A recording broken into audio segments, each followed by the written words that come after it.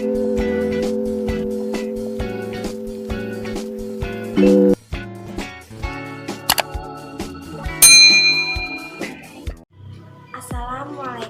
warahmatullahi wabarakatuh.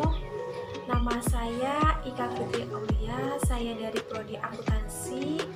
Di sini saya akan menjelaskan tentang investasi dan dosen Ibu Nur Hayati. Langsung saja ke materinya. Investasi adalah suatu bentuk penanaman dana perusahaan dengan tujuan untuk mendapatkan laba melalui distribusi dari hasil investasi, bunga, loyalitas, dan dividen. Berdasarkan jangka waktu investasi dibagi menjadi dua, yaitu investasi jangka pendek atau sementara. Tindakan menanamkan harta atau aset-aset dengan rentang waktu yang pendek antara 1-3 tahun. Investasi jangka pendek dipilih pada investor untuk mengamankan modal mereka dari resiko yang lebih tinggi. Jenis investasi jangka pendek yang pertama, tabungan. Menabung di bank menjadi salah satu contoh investasi harta dalam jangka waktu yang pendek. Uang yang Anda tabung di bank mudah untuk Anda cairkan, namun hasil yang didapatkan sedikit. Hal ini karena tabungan banyak yang tidak mengikuti inflasi sehingga tidak cocok untuk menyimpan uang dalam jangka panjang. Kedua, deposito. Investasi dalam bentuk deposito akan ada keuntungan untuk tidak menarik dalam jangka waktu tertentu. Setiap uang yang Anda investasikan akan mendapatkan bunga deposito yang cukup tinggi. Namun, uang yang didepositokan tidak menutup kemungkinan akan kalah dengan inflasi yang terjadi setiap tahunnya. Ketiga, reksadana pasar uang. Reksadana pasar uang adalah salah satu jenis investasi jangka pendek yang mudah dicairkan seperti tabungan, namun dengan keuntungan yang lebih besar. Reksadana pasar uang memiliki resiko tinggi karena tidak terasuransi seperti investasi jangka pendek lainnya.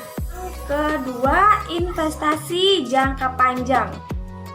Investasi jangka panjang adalah investasi yang jangka waktunya lebih dari 1 tahun. Biasanya, perusahaan menanamkan dana dengan tujuan untuk mengendalikan atau menguasai perusahaan lain dan mendapatkan dividen atau bunga dari investasi tersebut. Investasi jangka panjang misalnya properti, emas, tanah, saham, obligasi, dan lain-lain. Sedangkan berdasarkan bentuknya, investasi dibedakan menjadi yang pertama, investasi dalam sekuritas hutang atau obligasi. A. Sekuritas yang dimiliki sampai jatuh tempo. B. Sekuritas perdagangan atau trading. C. Sekuritas yang tersedia untuk dijual. Kedua, investasi dalam sekuritas ekuitas atau saham. Tujuan perhitungan investasi untuk mengetahui sejauh mana gagasan bisnis yang direncanakan dapat memberikan manfaat atau benefit, baik manfaat keuangan maupun manfaat sosial. Hasil perhitungan investasi merupakan indikator dari modal yang ditanamkan, yaitu perbandingan antara total manfaat diterima dengan total biaya yang dikeluarkan dalam bentuk nilai sekarang atau present value. Umur ekonomis bisnis. Manfaat investasi. Yang pertama, menjauhi kemungkinan terjadinya inflasi. Yang kedua, penghasilan jadi bertambah. Ketiga, nilai uang bertambah. Keempat, mempersiapkan kebutuhan masa depan. Kelima, merdeka secara finansial. Keenam, pensiun lebih siap. Ketujuh, melatih tanggung jawab dan belajar mengambil keputusan. Video presentasi dari saya. Mohon maaf jika masih banyak kekurangan. Wassalamualaikum warahmatullahi wabarakatuh.